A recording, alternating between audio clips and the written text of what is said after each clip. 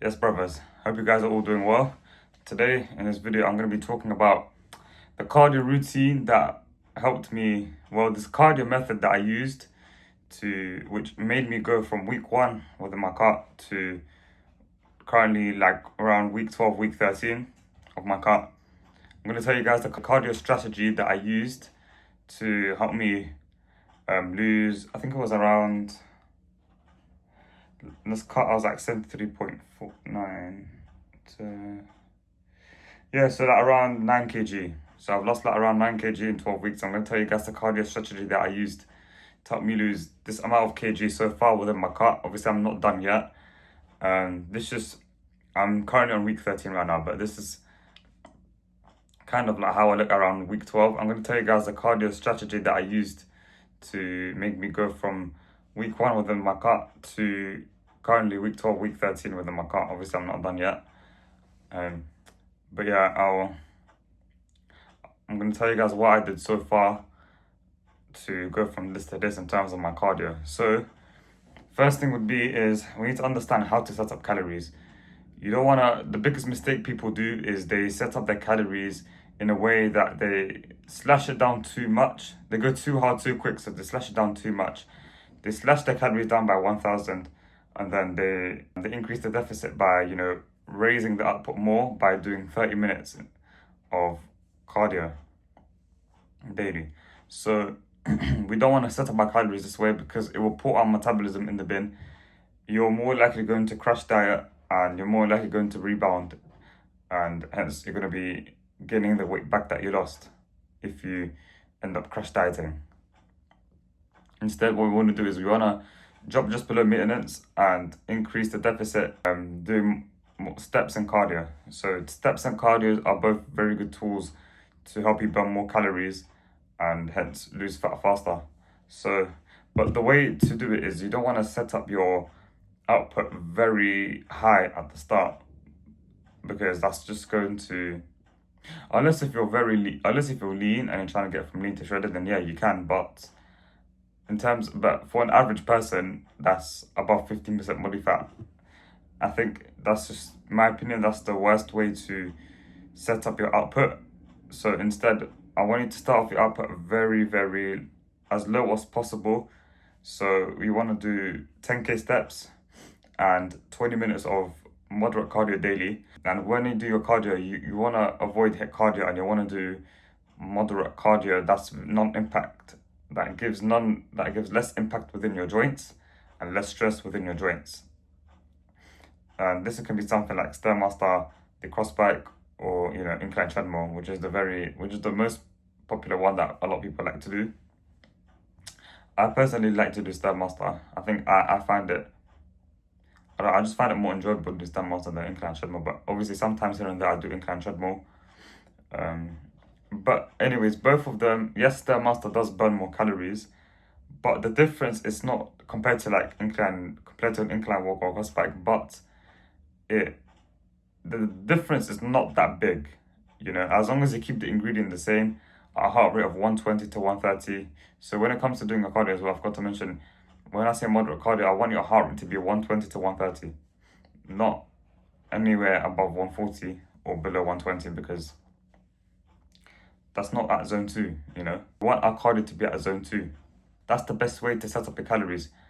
Drop just below maintenance and start at a very low output of 10k steps and 20 minutes of cardio daily. And we want to aim to lose, in terms of how much you need to aim to lose, I would say aim to lose anywhere between 0.7 to 1 kg per week. And if you don't hit that rate of weight loss, because there is going to be a point within the cut, obviously, where your rate of weight loss doesn't get hit. And what I like to do is when the rate of weight loss doesn't hit, let's say for like the first 3 weeks, we successfully hit 0.7 to 1 kg per week. But obviously after the 3rd week or the 4th week, we don't hit our rate of weight loss. So then what I would do is, instead of dropping the food down straight away, the best approach is to keep the food high and increase the output even more. So there's ways you can increase the output, but the way I did it, and I think that's the best way to increase output, is to increase your cardio by 10 minutes and increase steps by 2k. that way you can burn like an extra 100 and around roughly 200 calories extra from doing that. And that's how I increase my cardio. I increase my cardio by doing an extra 2k steps and then 30 minutes of Stairmaster cross bike or incline treadmill. But for the most part, I think um, it's best to stick to that one variable for now, because obviously, you know, you just started your cardio, you're not going to feel as fatigued. So yeah, you can do either one of these. Either way, it still doesn't matter. But I stuck to one variable, which was the Stairmaster for like the first, I think it was, yeah, first 8 weeks. And after like 8 weeks, I then decided, you know what, if I don't want to do Stairmaster and do incline treadmill instead, then yeah, I'll do incline treadmill instead, because obviously incline treadmill is very easier on the joints than the Stairmaster, even though Stairmaster burns a little bit more calories. But anyways, yeah, you want to increase the cardio by 10 minutes and extra 2k steps as well. Not from food, because we still want to keep the food high. We still want to have as less diet fatigue as possible, especially at the start of the cut as well. We don't want to eat a low amount. We don't want to drop the food down as early as possible. We want to keep food as high as possible, basically, for as long as possible. And then yeah, obviously, rate of weight loss should, you should start to now hit the rate of weight loss of 0% to 1 kg per week. And obviously, once you repeat the cycle again and again, and then once you don't hit the rate of weight loss of 0% to 1 kg per week, however much cardio you're doing.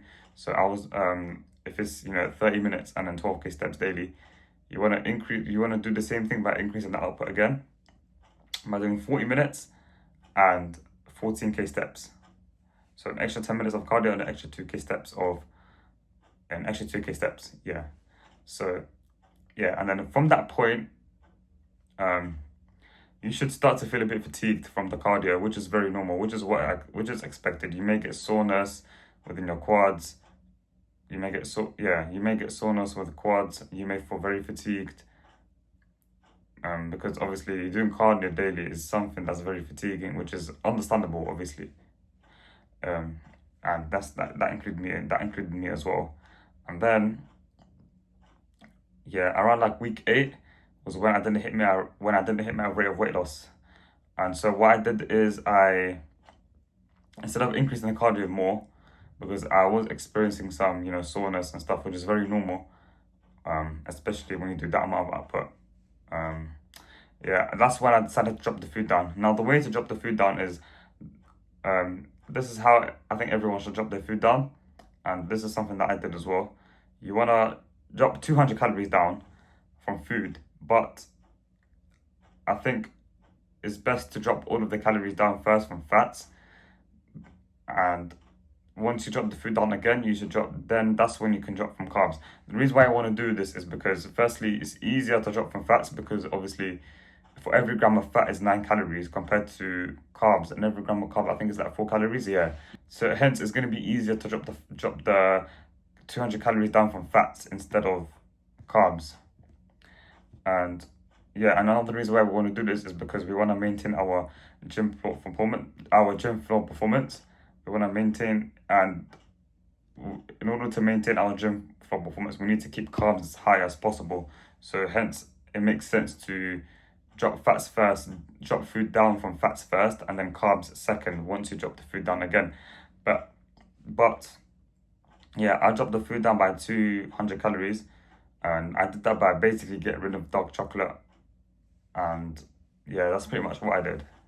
Yeah. And then yeah, around week 12 was when I did hit my rate of weight loss again.